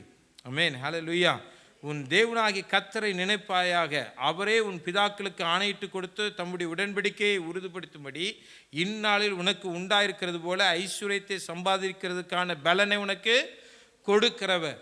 உபாகமத்தில் தெளிவாக ஆண்டவர் சொல்லியிருக்கிறார், என் சாமர்த்தியம் என்னுடைய சம்பாத்தியம், நான் வேலை செய்கிறேன், நான் படிச்சிருக்கிறேன், நீ சொன்னேன்னா நீ சபிக்கப்பட்டவனாக இருப்பாய். ஆமென், ஹல்லேலூயா. ஆமாம், கர்த்தருடைய கரம் எனக்கு இதை செய்தது நீ சொல்லு, கர்த்தரனை ஆசீர்வதித்தான்னு சொல்லு, அந்த ஐஸ்வர்யம் உன் தலைமுறைக்கும் நிலை நிற்கும் கர்த்தர் சொல்கிறார். ஆமென், ஹல்லேலூயா, ஸ்தோத்திரம். அப்போ உலகத்தினுடைய பகுதி நம்மளை என்ன செய்யாது, ஆசீர்வதிக்காது. சோதோமின் ஆசீர்வாதம் எதுக்கு அடையாளம்னு சொன்னேன், எரிந்து போன பகுதிக்கு அடையாளம், எரிந்து போன காரியத்துக்கு, சாம்பலுக்கு அடையாளம். ஆமாம், அப்போது எரிகிற உலகமான அவிழ்ந்து போகக்கூடிய இந்த உலகத்தின் ஆசீர்வாதம் நமக்கு ஆசீர்வாதத்தை கொண்டு வராது. ஆமென், ஹல்லேலூயா. அடுத்ததாக ஆண்டவர் ஆபிரகாமை ஆசீர்வதிக்கிறதுக்கு அவனுக்கு தடையாக இருந்த என்ன அப்படின்னா அவனுடைய பேர். ஆமென். 17வது அதிகாரத்தில் நம்ம பார்க்கும் பொழுது, ஆமென், 5வது வசனத்தில் நம்ம இப்படி வாசிக்கிறோம், இனி உன் பேர் ஆபிராம் எனப்படாமல் நான் உன்னை திரளான ஜாதிகளுக்கு தகப்பனாக ஏற்படுத்தினபடியால் உன் பேர் ஆபிரகாம் எனப்படும். ஆமென், ஹல்லேலூயா. ஆமாம், ஆண்டவர் இவனை ஜாதிகளுக்கு தகப்பனாக ஆக்கணும்னு அவர் திட்டம் வைத்திருக்கிறார். அவனை அவ்விதமாக ஆசீர்வதிக்கணும்னு வச்சிருக்கிறார். யாருக்கு தகப்பனா, ஜாதிகளுக்கு தகப்பனா. ஆமாம், ஆபிராம் அப்படின்னா தகப்பன் என்பது அர்த்தமா. ஆபிராம் என்றால் தகப்பன். ஆமாம், ஆபிரகாம் என்றால் திரள் ஜாதிகளுக்கு தகப்பனா. ஆமென், ஹல்லேலூயா. ஆமாம், நீ ஈசாக்குக்கும் இஸ்மவேலுக்கும் நீ தகப்பனா இருக்கக்கூடாது, நீ ஜாதிகளுக்கு நீ தகப்பனாகணும். திரள் ஜாதிகளுக்கு நீ என்னவாகணும், நீ தகப்பனாகணும்னா நீ ஆபிரகாமா நீ மாறணும். ஆமே, நீ ஆபிராமா இருந்தேன்னா நீ ஈசாக்குக்கு மட்டும்தான் தகப்பன், நீ பெற்றெடுத்த பிள்ளைகளுக்கு தான் தகப்பன். அப்போ இவன் ஆபிரகாமா இருந்தான்னா, இப்போ 2 பிள்ளைகள் சண்டை போடுதுன்னு வச்சுக்கோங்களேன். ஆமே, இவன் எந்த பக்கம் நிற்பான்னா தான் பிள்ளைக்காக தான் இவன் நிற்பான். அதுதான் இஸ்மவேலுடைய காரியத்திலும் நடந்தது. ஆமென், ஹல்லேலூயா.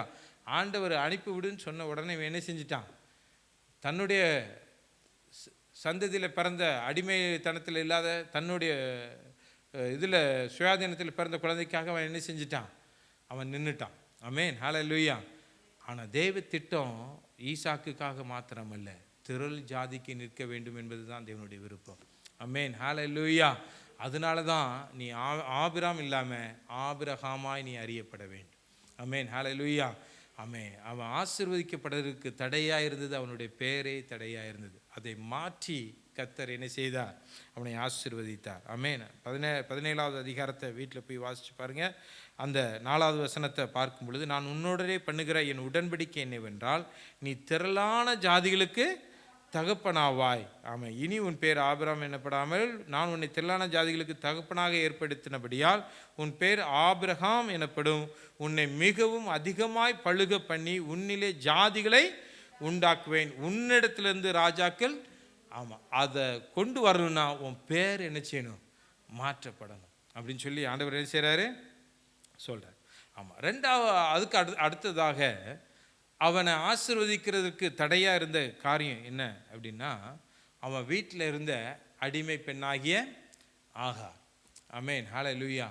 அது ஆண்டவருக்கு தடையாக இருந்துச்சு. இவனை ஆசீர்வதிக்கும் பொழுது ஆகார் என்ன செய்வான், தடையாக இருப்பா அப்படின்னு சொல்லிட்டு அந்த தடையை அவனை விட்டு விலக்கினார். ஆமென், ஹல்லேலூயா.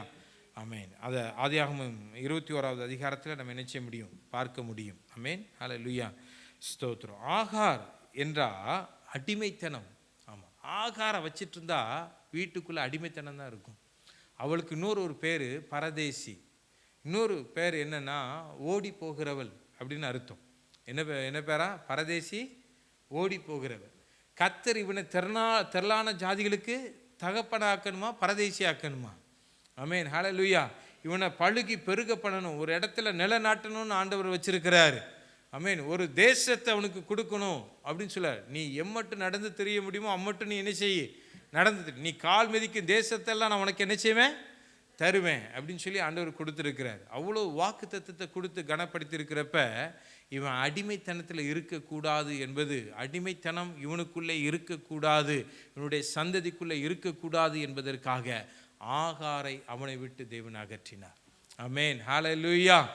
ஆகார் என்பதற்கு அடையாளம் அடிமைத்தனம், பரதேசி, ஓடி போகிறவள் என்ற அர்த்தம். ஆமேன். ஹல்லேலூயா. நம்ம விட்டு ஓடி போகிற காரியங்கள் நம்மகிட்ட இருந்ததுன்னா தேவன் நம்மளை ஆசீர்வதிக்க முடியாது. வருகிற ஆசீர்வாதம்லாம் ஓடி போய்கிட்டே இருக்கும். ஆமேன். ஆமாம், அதனால் அது நிலைத்து இருக்கணும். பரதேசி போல் என்ன செய்யக்கூடாது, வந்துட்டு போயிட்டும் நிலை இல்லாமல் இருக்கக்கூடாது. அது நிலையாக இருக்கணும்னா ஆகாரை நம்ம விட்டு என்ன செய்யணும், அகற்றணும். ஆபிரகாமின் இடத்துல இருந்த ஆகாரை தேவன் அகற்றினார். அடுத்ததாக இஸ்மவேலை தேவன் அகற்றினார். இஸ்மவேல் என்றால் எல்லாத்துக்குமே தெரியும். ஆண்டவரே சொன்னார், அவன் எப்படிப்பட்டவனாக இருப்பான், துஷ்டனாக இருப்பான். ஆமென். துஷ்டத்தனம் இருந்தால் தேவன் நம்மளை ஆசீர்வதிக்க முடியாது. அவன் ஆகாரை விரட்டிட்டு, அடிமைத்தனத்தை விரட்டிட்டு என் பிள்ளை இங்கே இருக்கட்டும் அவன் இருக்க வச்சுருந்தானா, அவன் அந்த ஜாதிக்குள்ளே அவன் எப்படியே இருந்திருப்பான், துஷ்டனாகவே இருப்பான். ஆமென். இன்றைக்கு சபையை, குடும்பத்தை தேவன் ஆசீர்வதிக்கணும்னா சபையில் இருக்கிற துஷ்டத்தனம் வெளியில் போகணும். குடும்பத்தில் இருக்கிற துஷ்டத்தனம் வெளியில் போகணும். தான் கூட பிறந்தவனே நகைக்கிற, பகைக்கிற, எல்லாடி பேசுகிற துஷ்டத்தனங்கள், துஷ்டத்தனமாக சிந்திக்கிறது, கேவலமாக பேசுகிறது, ஏளனமாக பார்க்கிற காரியங்கள், இதெல்லாம் விலகுனாதான் கர்த்தர் ஆசீர்வதிப்பார். இல்லைன்னா கர்த்தர் என்ன செய்ய மாட்டார், ஆசீர்வதிக்க மாட்டார். இஸ்மவேல் என்றால் துஷ்டன் என்று அர்த்தம். அந்த துஷ்டன் இருக்கிற வரைக்கும் ஆபிரகாம் என்ன செய்ய முடியாது, ஆசீர்வதிக்க முடியாது. அந்த துஷ்டனை தேவன் நீ விலக்கு, நான் உன்னை ஆசீர்வதிப்பேன். ஆமென். ஹல்லேலூயா. சாராவுடைய சத்தத்துக்கு நீ செவி கொடு, நான் சந்ததியை பலப்படுத்துவேன்னு சொல்லிட்டேன். அப்போ துஷ்டனை அவனை விட்டு விலகிட்டார். இப்போ யார் தான் இருக்கா, ஈசாக்கு தான் இருக்கான். இப்போ ஹோல் ஃபேமிலி, வேலைக்காரன் எல்லாரும் யாரை தான் இப்போ தூக்கி கொண்டாடுறாங்க, ஈசாக்கை தான் தூக்கி என்ன செய்கிறாங்க, கொண்டாடுறாங்க. ஆமென். ஹல்லேலூயா, ஸ்தோத்திரம். ஈசாக்கை கொண்டாடுறப்ப, ஈசாக்குன்னு என்ன தெரியுமா அர்த்தம், யாருக்காவது சொல்ல தெரியுமா? ஈசாக்குனா மீனிங் என்னன்னு தெரியுமா? தெரியல. ஆமாம், எனக்கே அந்த ரெஃபரன்ஸ் பைபிளில் பார்த்துட்டு ஆச்சரியமாக இருந்தது. ஈசாக்கு என்றால் நகைப்பு, சிரிப்புன்னு அர்த்தமா. ஏன் தெரியுமா? இதை ஆபிரகாமே 17வது அதிகாரத்தில் சொல்கிறார். ஆபிரகாமே 17வது அதிகாரத்தில் என்ன செய்கிறாரு சொல்ல, இல்லை 22வது அதிகாரத்தை, 17வது அதிகாரம் தான் கரெக்டு. 17வது அதிகாரத்தில் ஆபிரகாம் சொல்கிறாரு, அப்பொழுது ஆபிரகாம் முகங்குப்புற விழுந்து நகைத்து, 100 வயதானவனுக்கு பிள்ளை பிறக்குமோ, 90 வயதான சாரால் பிள்ளை பெறுவாளோ என்று தன் இருதயத்திலே சொல்லி கொண்டான். ஆபிரகாம் நகைக்கான். 18வது அதிகாரத்தில் சாரால் நகைக்கிறான். தேவதூதன் பேசுகிறப்ப சாரால் என்ன செய்கிறா, நகைக்கிறா. ஸ்திரீகளுக்குள்ளே இருக்கிற வழிபாடு நின்று போனதுக்கப்புறம் நான் பிள்ளை பெறுவணும் அப்படின்னு சொல்லி அவள் என்ன செய்கிறா, அவள் நகைக்கிறா. சரியா? ஆமாம். 21வது வசனத்தில், 21வது அதிகாரத்தில் பார்த்தீங்கன்னா சாரால் என்ன செய்தா, அவனை பிள்ளை பெற்றதுக்கப்புறம் தன் குமாரனாகிய ஈசாக்கு பிறந்தபோது, 3வது வசனத்திலிருந்து நான் வாசிக்கிறேன். அப்பொழுது ஆபிரகாம் தனக்கு சாரால் பெற்ற குமாரனுக்கு ஈசாக்கு என்று பெயரிட்டான். தன் குமாரனாகிய ஈசாக்கு பிறந்த 8ஆம் நாளிலே ஆபிரகாம் தனக்கு தேவன் கட்டளையிட்டபடி அவனுக்கு விருத்த சேதனம். தன் குமாரனாகிய ஈசாக்கு பிறந்த பொழுது ஆபிரகாம் 100 வயதாக இருந்தான். அப்பொழுது சாரால், தேவன் என்னை நகைக்க பண்ணினார், இதை கேட்கிற யாவரும் என்னுடைய கூட நகைப்பார்கள். ஆமாம், ஏளனமாக பார்ப்பாங்க, சிரிப்பாங்க அப்படிங்கிறது அர்த்தம். ஆமென். ஹல்லேலூயா. அந்த ஏளனம், நகைப்பை நான் ஆசீர்வாதமாக என்ன செய்யணும், மாற்றணும். இப்போ எல்லாரும் அந்த நகைப்பை நீங்கள் என்ன செய்கிறீங்க, கொண்டாடிட்டு இருக்கீங்க. இப்போ இஸ்மாயில் போனதுக்கப்புறம் வாரிசு யார் தான்? ஈசாக்கு தான். இந்த ஈசாக்கை தான் எல்லாரும் தூக்கி பிடிச்சி என்ன செய்கிறாங்க? ஆமாம், கொஞ்சுறாங்க, இது பண்ணுறாங்க. எல்லாரும் அவனை தான் ரொம்ப பெருமையாக இது பண்ணுறாங்க. இது நகைப்பு.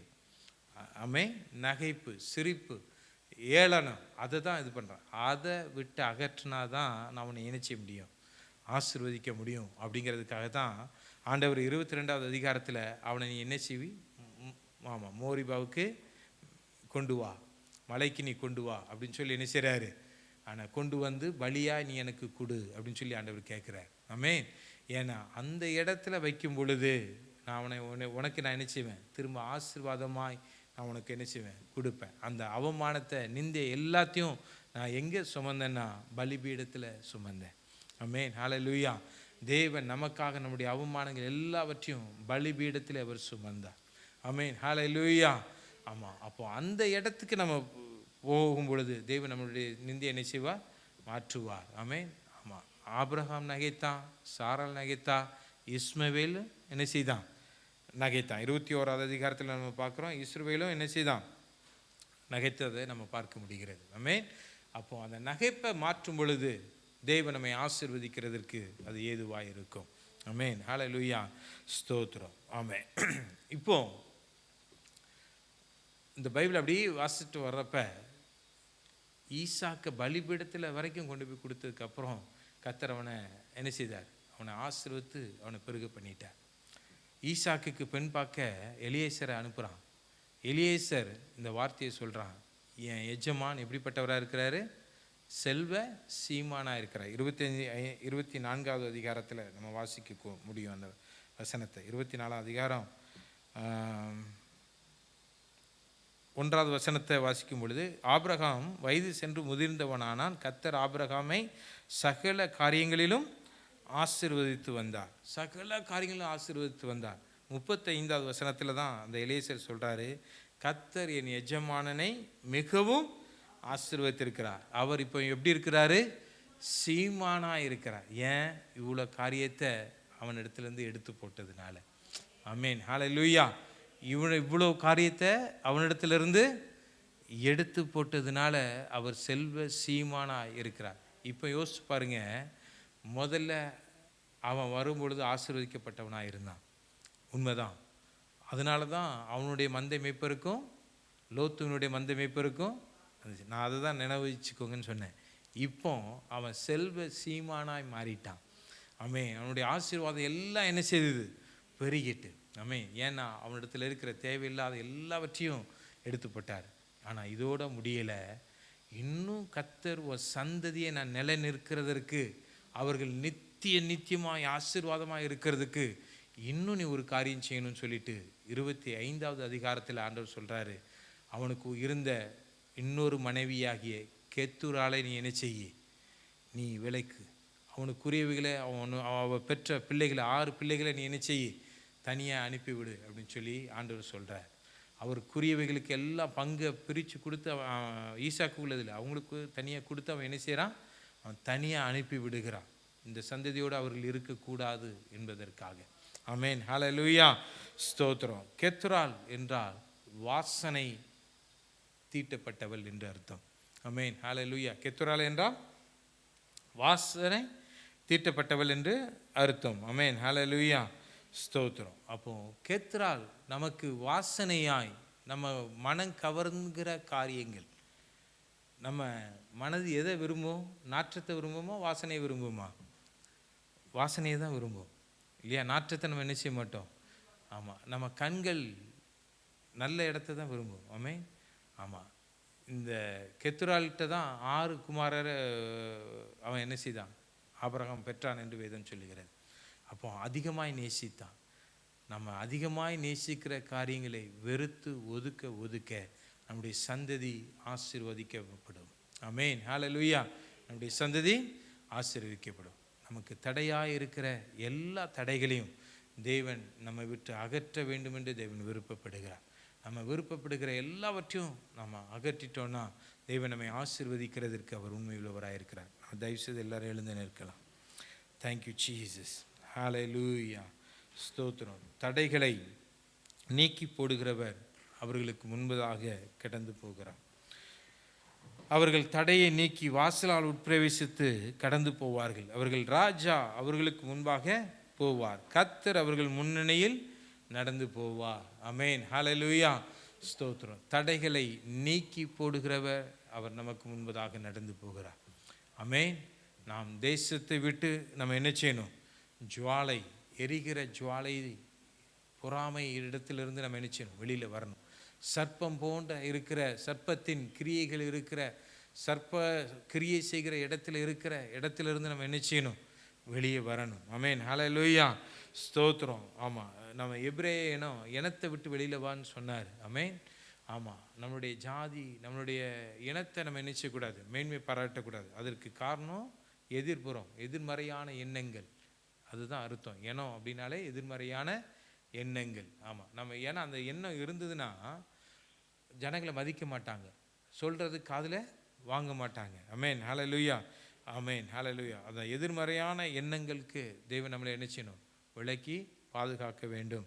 ஆமென். தகப்பனுடைய வீடை தேராகு, தகப்பனுடைய வீடை விட்டு அலைந்து திரிகிற வாழ்க்கையை விட்டு நம்ம என்ன செய்யணும்? வெளியில் வரும்பொழுது கர்த்தர் நம்மளை ஆசீர்வதிப்பார். ஆமென். லோத்து விட்டு நம்ம வெளியில் வரணும். அவமானம், முக்காடு, ஆமென், அதை விட்டு நம்ம என்ன செய்யணும்? வெளியில் வரணும். ஆமென், ஸ்தோத்திரம். சோதோமின் ஐஸ்வர்யத்தை விட்டு, எரிந்த பகுதியை விட்டு நம்ம என்ன செய்யணும்? வெளியில் வர வேண்டும். ஆமென். ஆகார் அடிமைத்தனத்தை விட்டு நம்ம என்ன செய்யணும்? வெளியில் வரணும். ஆமென். அதுக்கு முன்னதாக நான் இதை விட்டுட்டேன். நான் தன்னுடைய பேர் என்ன செய்யணும்? மாற்றப்படணும். அநேக ஜாதிகளுக்கு நாம் தகப்பனாகணும். ஆகாரை விட்டு வெளியில் வரணும். ஆமென், ஹல்லேலூயா. இஸ்மவேல் துஷ்டன் நம்ம இடத்துல என்ன செய்யக்கூடாது? இருக்கக்கூடாது. நகைப்பு, சிரிப்பு, அவமானங்கள் நம்ம இடத்துல என்ன செய்யக்கூடாது? இருக்கக்கூடாது. ஆமென், ஹல்லேலூயா. உலகத்தின் வாசனை நம்ம இடத்துல என்ன செய்யக்கூடாது? இருக்கக்கூடாது. அது எல்லாத்தையும் வெறுக்கும் பொழுது தேவன் நம்மை ஆசீர்வதிக்கிறதற்கு அவர் உண்மை உள்ளவராக இருக்கிறார். ஆமென். நம் தேவனுடைய சமூகத்தில் நம்மளை தாழ்த்தி, ஆண்டவரே இப்படிப்பட்ட காரியங்கள் எனக்குள்ளே இருக்குமானால் தயவாய் என்னை மன்னிங்க ஆண்டவரே. இந்த வார்த்தை எனக்குரியது ராஜா. நீர் என்னை ஆசீர்வதிப்பதற்காக, எனக்கு முன்பதாக இருக்கிற தடை கற்களை எடுத்து போடுவதற்காக இந்த வாக்கு தத்தத்தை எங்களுக்கு நீங்கள் கொடுத்துருக்கிறீங்க. ஒரு ஆபிரகாமுடைய வாழ்க்கையிலிருந்து இவ்வளவு காரியத்தை நீங்கள் கற்றுக் கொடுத்திருப்பதற்கு காரணம் ஆண்டவரே, எங்களை நீர் ஆசீர்வதிக்க விருப்பப்படுகிறீங்க. ஆமென், ஹல்லேலூயா. ஆண்டவரே, நீங்கள் என்னை ஆசீர்வதிக்க போகிற தயவுக்காக ஸ்தோத்திரம். எனக்கு முன்பதாக இப்படிப்பட்ட காரியங்கள் இருக்குமானால் தயவு செய்து என் ஆண்டவரே என்னை விட்டு அதை அகற்றுங்க ராஜா, என்னை விட்டு அகற்றுங்க ஆண்டவரே. தாவீது சொன்னது போல ஆண்டவரே, நான் இன்னும் பலவீனன். நான் ராஜாவாய் அபிஷேகிக்கப்பட்டாலும், சேனைகளுக்கு நான் தலைவனாய் இருந்தாலும் நான் இன்னும் பலவீனன். ஆமென், ஹல்லேலூயா. என்னோட ஜனங்கள் இருந்தாலும் நான் இன்னும் பலவீனன். அதே போல் ஆண்டவரே, நாங்கள் இத்தனை வருஷம் விசுவாசியாய் ஊழியக்காரர்களாக இருந்தாலும் நாங்கள் இன்னும் பலவீனர்களாக இருக்கிறோம். எங்களிடத்தில் இப்படிப்பட்ட காரியங்கள் இருக்குமானால் அதை நீங்கள் எங்களை விட்டு அகற்றும்படியாய் நாங்கள் ஜெபிக்கிறோம். எங்களை விட்டு அகற்றுங்க ஆண்டவரே. ஐயா, எங்களை விட்டு அகற்றுங்க. சர்ப்பத்தின் கிரியைகளை எங்களை விட்டு அகற்றுங்க. எதிரும் பொருதுருமாய் இருக்கிற காரியங்களை என்னை விட்டு அகற்றுங்க. அலைந்து திரிகிற வாழ்க்கை எங்களை விட்டு அகற்றுங்க. சாம்பலுக்கு நான் எரிந்து போன காரியத்தை எங்களை விட்டு அகற்றுங்க. ஆமென், ஹல்லேலூயா, ஸ்தோத்திரம். எரிந்து பகுதி எங்களை விட்டு அகற்றுங்க ஆண்டவரே. ஐயா, நாங்கள் அநேக ஜாதிகளுக்கு தகப்பனாய் மாறணும் ஆண்டவரே. ஆமென், ஹல்லேலூயா. துஷ்டத்தனம், துஷ்ட குணம் என் இருதயத்தில் இருக்கக்கூடாது. எண்ணங்கள் எனக்குள்ள குரோதமான எண்ணங்கள் எனக்குள்ள இருக்கக்கூடாது ராஜா. அதை என்னை விட்டு அகற்றுங்க ராஜா. நமக்கு ஸ்தோத்திரம் ஆண்டவரே. நகைப்பு, சிரிப்பு ஆண்டவரே, உலகத்தின் வாசனை எனக்குள்ள இருக்கக்கூடாது. அதையெல்லாம் என்னை விட்டு நீங்கள் அகற்றும்படியாய் நாங்கள் ஜெபிக்கிறோம் ராஜா. ஆண்டவரே, உம்முடைய சமூகத்தில் எங்களை நாங்கள் நிதானித்து நாங்கள் பார்க்கிறோம். உம்முடைய பரிசுத்த பந்திக்கு நேராய் நாங்கள் கடந்து வருகிறோம் ராஜா. ஆண்டவரே, நீர் எங்களோடு கூட பேசுங்க, எங்களோடு கூட பேசுங்க, எங்களோடு கூட பேசுங்க. இப்பொழுது கர்த்தருடைய பந்தி பரிமாறப்படும். தயவுசெய்து முன்னாடி வந்து எல்லாரும் கர்த்தருடைய பந்தியை பெற்றுக்கொண்ட பின்பதாக அவங்களுடைய ஸ்தானத்தில் போய் நில்லுங்க. பிரதர் செல்வராஜ் அவர்கள் வந்து வேத வசனத்தை வாசித்து சில தெய்வ ஆலோசனை சொன்ன பின்பதாக நாம் எல்லாரும் ஒருமனப்பட்டு ஜெபித்து நம்ம என்ன செய்யலாம்? கர்த்தருடைய பந்தியில் பங்கு கொள்ளலாம். ஆமென். கர்த்தர் தாமே உங்களை ஆசீர்வதிப்பாராக. 1 Corinthians chapter 11, verses 23 to 32. For I pass on to you what I received from the Lord himself. On the night when he was betrayed, the Lord Jesus took some bread and gave thanks to God for it.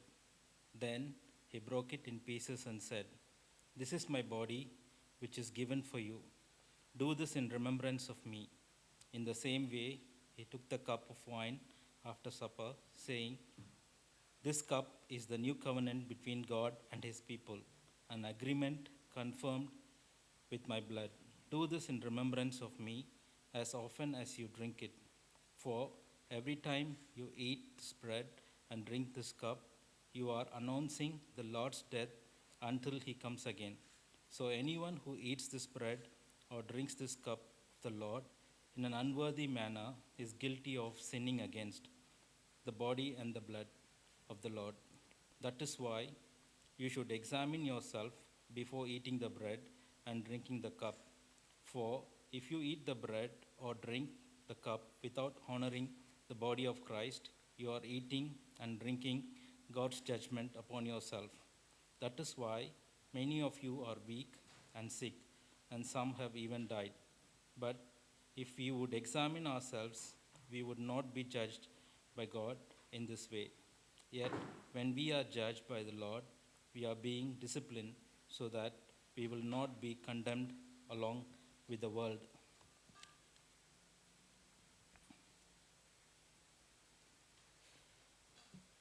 During this Holy Communion, as we are looking backward to the cross, we have come to the Holy Communion to first look back and remember the sacrifice that was done on the cross.